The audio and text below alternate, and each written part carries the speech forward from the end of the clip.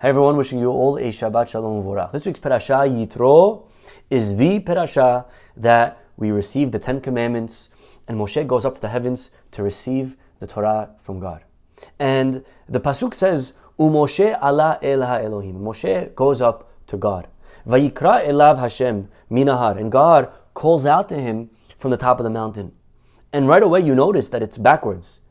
It says that Moshe goes up before God calls him up. And the Or HaHaim explains something very, very beautiful and really a big lesson in all of relationships.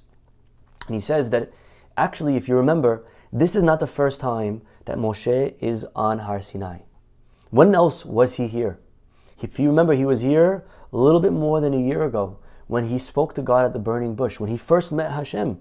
Hashem told him back then, I'm going to go to Egypt, I'm going to bring plagues on Paro and Mitzrayim, and I'm going to take you and the Jewish people out of Mitzrayim, out of Egypt. And then you will come to this mountain and you will serve me. And Moshe now, 1 year later, he gets to the mountain and he realizes, whoa, this is the mountain. This is the one that God said that we should serve him on. This is the one that God wanted me to go up to receive the Torah.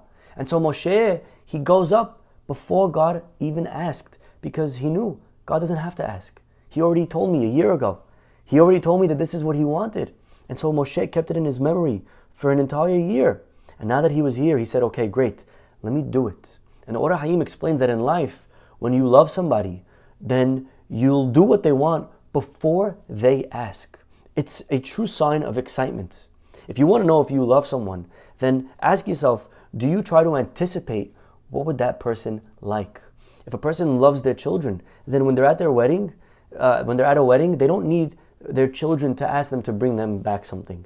They know, oh my God, my kids, they would love a piece of chocolate from the wedding. Let me take them back a few pieces. When a person is in love with God, then they don't wait for a minyan to start if they're at a venue. They say, you know what? Let me create the minyan. This is what Hashem would want. Let me do it. Don't wait for someone to come and ask me.